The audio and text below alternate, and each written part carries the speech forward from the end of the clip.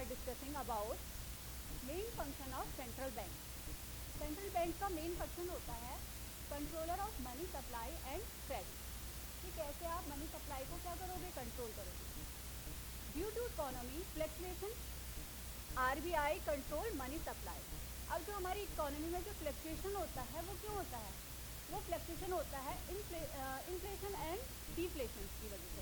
Inflation mean महंगाई कब होती है? जब हम किसी चीज़ की क्या करते हैं, डिमांड करते हैं. जब हमारी जो मार्केट में डिमांड ज़्यादा होती है तो तब क्या होती है, महंगाई भी ज़्यादा होती है.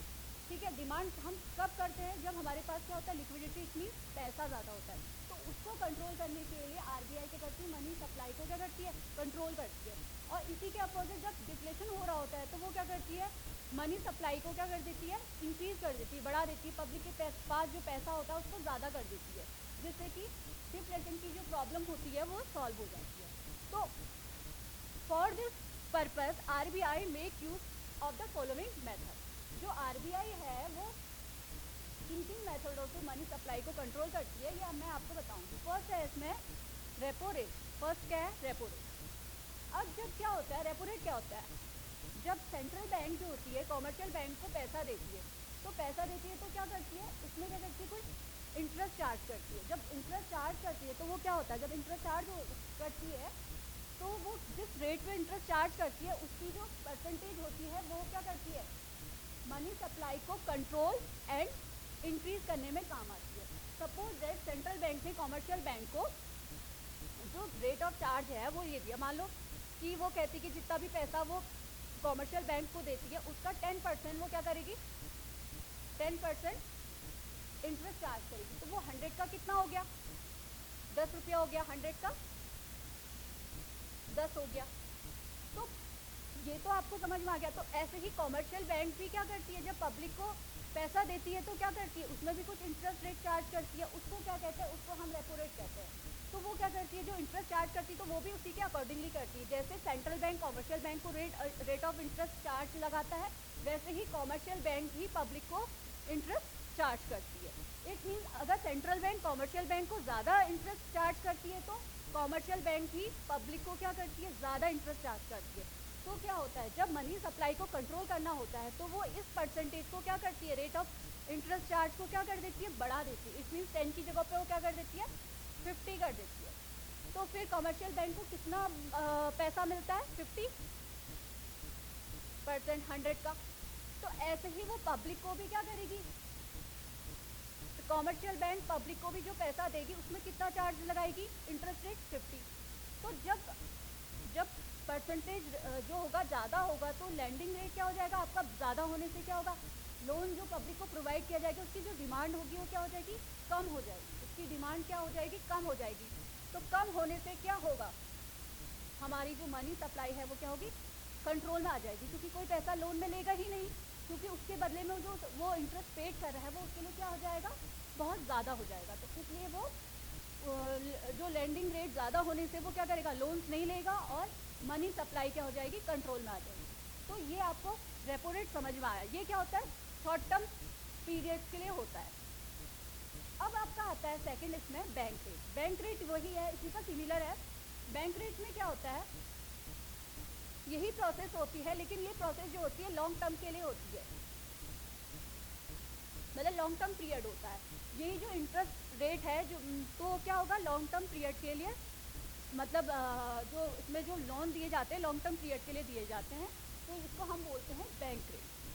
जो ज़्यादा समय के लिए जो लोन दिए जाते हैं उनको हम बोलते हैं बैंक रेट के अकॉर्डिंगली उनमें इंटरेस्ट चार्ज होता है. और जो शॉर्ट टर्म के लिए लोन दिए जाते हैं उनमें रेपो रेट के अकॉर्डिंगली इंटरेस्ट चार्ज होता है. अब आपका आता है थर्ड आता है open market operation. Open market operation में क्या करती है, रिजर्व बैंक अपनी जो कुछ गवर्नमेंट सिक्योरिटीज होती है उसको बाइंग एंड सेलिंग करती है. Buying and selling of government securities. तो उससे क्या होता है, सपोज दैट पब्लिक के पास क्या है, मनी सप्लाई बहुत ज़्यादा है, तो वो क्या करेगी, गवर्नमेंट क्या होती है कि अपनी जो सिक्योरिटी होती है वो पब्लिक को क्या कर देती है, सेल कर देती है. अब मान लो आपके पास पैसा था तो गवर्नमेंट ने क्या किया, आपसे वो खरीद लिया और उसके बदले में आपको क्या दे दी, सिक्योरिटी. लेकिन जो आपकी जो लिक्विडिटी थी वो तो आरबीआई ने ले ली. तो उससे तो वो बहुत कुछ काम कर सकती है, लेकिन जो आपके पास जो सिक्योरिटी थी आप तो उससे कुछ नहीं कर सकते, क्योंकि आपने अपने पैसे के बदले में क्या ली है, सिक्योरिटी ली है। तो उस सिक्योरिटी से आप कुछ नहीं करोगे, तो उस हिसाब से क्या हो जाएगी, जो मनी सप्लाई है वो क्या हो जाएगी, कंट्रोल हो जाएगी। और अगर इसके अपोजिट मनी सप्लाई को इंक्रीज करना होता है, तो तब वो क्या करती है कि अपनी जो उसने जो सिक्योरिटी आपको बेची थी उसको फिर दोबारा से वो क्या कर लेती है, खरीद लेती है। तो फिर से क्या हो जाता है कि आपके पास क्या हो जाती है, लिक्विडिटी पहुंच जाती है, इट मीन्स पैसा पहुंच जाता है, और गवर्नमेंट के पास क्या आ जाती है, सिक्योरिटी आ जाती है। तो ये बैलेंस बना रहता है। तो इससे क्या होता है कि मनी जो सप्लाई होती है वो क्या होती है, कंट्रोल हो जाती है। आ रहा समझ में? अब आपका आता है फोर्थ इसमें, लीगल रिजर्व रिक्वायरमेंट। ये मैंने आपको पहले पढ़ाया था, LRR क्या होता है कि जितना भी पैसा डिपॉजिट होता है बैंक में, तो वो क्या होता है, वो सारा का सारा पैसा क्या in the form of loan बांट देती है, नहीं बांटती है, वो क्या करती है, कुछ पैसा क्या करती है, रिजर्व के रूप में उसको मेंटेन करना होता है। तो रिजर्व के रूप में जो पैसा उसको मेंटेन करना होता है वो कौन डिसाइड करता है, वो करते हैं हमारी central bank, it mean RBI। तो RBI जो जितना पैसा उसको रिजर्व रखना होता है उसका परसेंटेज बताती है कि इतना पैसा आप अपने पास रिजर्व रखोगे, उसको हम बोलते हैं LRR। तो अब LRR जो होते हैं उसके भी 2 पार्ट्स होते हैं। एक है आपका CRR means cash reserve ratio, और सेकंड है आपका SRR, स्टैट्यूटरी लिक्विडिटी रेशो। तो अब क्या होता है, RBI कहती है कि सपोज दैट आपके पास 100 रुपीज़ डिपॉजिट हुए हैं, तो इसका क्या करोगे आप, 10%, इसका 10% आप अपने पास रिजर्व रखोगे। तो इसका 10% आप अपने पास रिजर्व रखोगे, तो कितना हो गया ये, 10 रुपया हो गया। तो 100 रुपये का 10%, 10 रुपया हो गया। तो 10 रुपया क्या करेगी कॉमर्शियल बैंक अपने पास उसको रिजर्व रखेगी, तो उसको बोलेंगे हम SRR, उसको बोलेंगे हम SLR, सॉरी। तो SLR बोलेंगे, तो वो क्या होगा, वो जो गवर्नमेंट कॉमर्शियल बैंक को अपने पास रिजर्व रखने के लिए बोलती है, और रिजर्व बैंक बोलती है कि कुछ परसेंटेज आप हमारे पास भी क्या रखोगे, रिजर्व रखोगे। तो 100 का सपोज रिजर्व बैंक कहती है कि आप हमें 5% दोगे, तो वो कितना होगा, 5 रुपया। तो वो जो 5 रुपया जो रिजर्व होगा वो किसके पास जाएगा, CRR, it means reserve bank के पास जाएगा।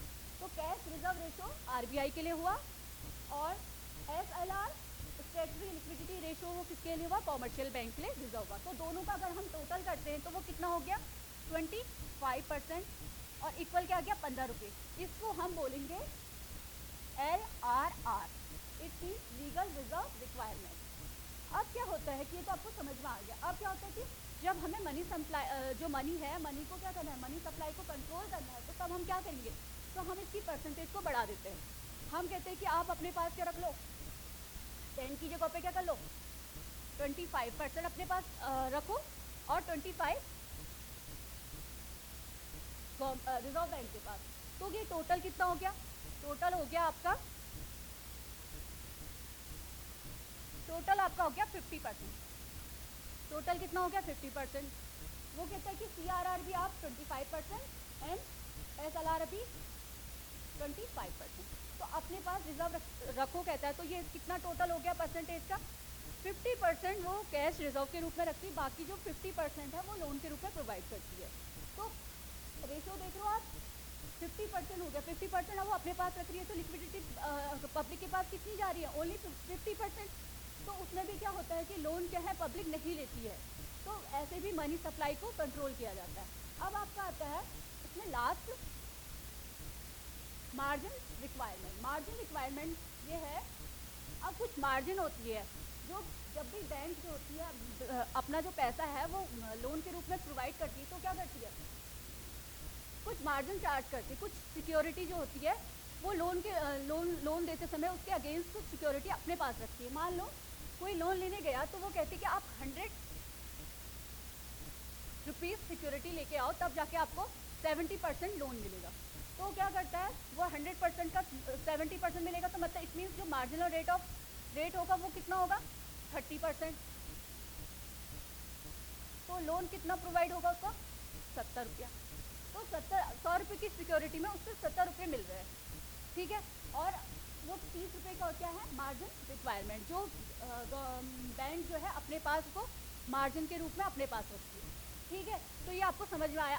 अगर आपको बढ़ाना है, वो कह रहा है कि आप 100% आपको लोन लेने के लिए क्या करना पड़ेगा, आपको हमारे पास कितने रुपये वो करने पड़ेंगे, मान लो वो रेट बढ़ा देगा, मार्जिन रेट बढ़ा देगा, वो कहेगा 50%। तो 50% लोन लेने के लिए उसको 100% की सिक्योरिटी देनी पड़ रही है। तो क्या ये इससे मनी कंट्रोल नहीं हो रही है? तो क्या वो लोन लेगा? नहीं लेगा ना। तो इसीलिए जैसे ही हमने परसेंट मार्जिन रिक्वायरमेंट का परसेंटेज बढ़ाया तो क्या हुआ, पब्लिक ने लोन की जो डिमांड है उसको क्या कर दिया, कम कर दिया। तो मनी सप्लाई कंट्रोल में आ गई। और अगर हमको उसको इंक्रीज करना होता है तो हम मार्जिनल रिक्वायरमेंट का परसेंटेज को कम कर देते हैं। तो यही था आज का आपका topic, main function of central bank. ये सेंट्रल बैंक का मेन फंक्शन होता है, इसको ये इम्पोर्टेंट भी है आप लोगों के लिए, ये एग्जाम में भी आता है। तो इसको ध्यान से पढ़ना, और जो उसकी डिटेल्स है वो सारी बुक में दी हुई है, तो इनको डिटेल में पढ़ लेना। ओके।